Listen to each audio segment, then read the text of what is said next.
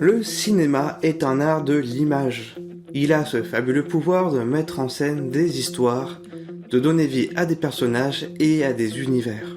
Pourtant, le cinéma nous offre également d'innombrables possibilités en jouant avec ce que nous ne voyons pas. Le hors-champ. Cette partie du film qui se trouve en dehors du cadre. Tous ces détails qui ne sont pas visibles aux yeux du spectateur. Le critique de cinéma Noel Burch désigne hors-champ non seulement tout ce qui se trouve en dehors du cadre imposé, mais aussi ce qui se trouve directement derrière la caméra et derrière le décor. Car finalement, tout se trouve à l'intérieur de l'écran.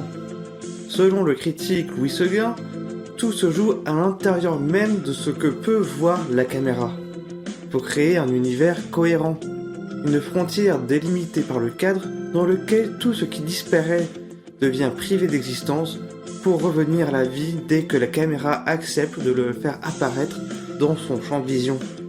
Pourtant, lorsqu'un personnage sort du cadre, le spectateur accepte l'idée qu'il existe encore quelque part dans un lieu qu'il ne peut pas contrôler. Le hors-champ devient ainsi une zone magique dans le prolongement du cadre où tout est possible et où seul compte l'intention du réalisateur et l'imagination du public. Une zone de non-droit qui peut également rappeler la technique du saut dans l'image utilisée par Méliès. Car le hors-champ est présent aussi bien dans l'espace et la composition du cadre que dans le montage lors de sauts dans le temps. L'intérêt du hors-champ est qu'il peut dissimuler n'importe quoi au public. Il cache ce que nous ne sommes pas censés voir, ne voulons pas voir, ou ce que les personnages ne veulent pas nous montrer. Et pourtant, il existe bel et bien dans l'esprit du spectateur. Le hors-champ devient ainsi un merveilleux terreau où se mêlent l'implicite et le non-dit. Il peut aussi bien être protecteur que dangereux vis-à-vis du public. Il permet de cacher la violence d'une scène et préserver le spectateur, mais aussi de la suggérer et la rendre inévitable dans leur esprit. Et ça, j'en parle plus amplement dans une précédente vidéo. Le film d'horreur s'est aussi beaucoup développé avec la notion de hors-champ, en rendant le danger invisible aux yeux du spectateur, un moyen de faire monter l'angoisse du public face à un danger qu'il ne peut pas voir, donc ne peut pas maîtriser. A l'inverse, le hors-champ permet aussi la création de situations comiques et de gags, notamment dans les comédies burlesques. This guy here? You know what? He just left. Really? Yeah.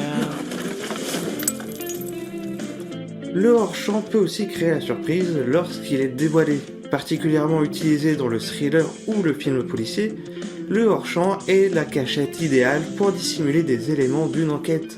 De ce fait, le hors-champ est là pour amplifier une tension dramatique et l'émotion du spectateur, en jouant avec son imaginaire. Et c'est ce qui fait toute sa magie. C'est cette liberté qu'il permet à l'esprit du public. Une liberté toute relative puisque s'il est invisible à nos yeux, plusieurs éléments nous guident inévitablement vers une image mentale bien précise et unique à chacun. Une présence sonore, un regard ou une réaction suffisent à nous faire comprendre une action dont nous ne sommes pas témoins, mais que nous souhaiterions voir et comprendre. Le film surpasse ainsi ce qui a été établi à l'intérieur du cadre. Une réalité à laquelle nous devons nous confronter, mais qui n'existe que dans nos esprits.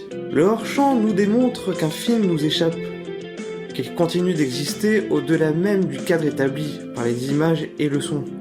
Alors, si une histoire peut exister au-delà de l'écran, dans l'esprit du spectateur, alors il peut également continuer d'exister bien après l'arrivée du générique de fin.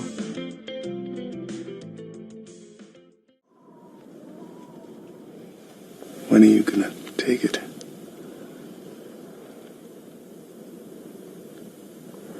Sometimes I don't. If I like a moment, me, personally, I don't like to have the distraction of the camera.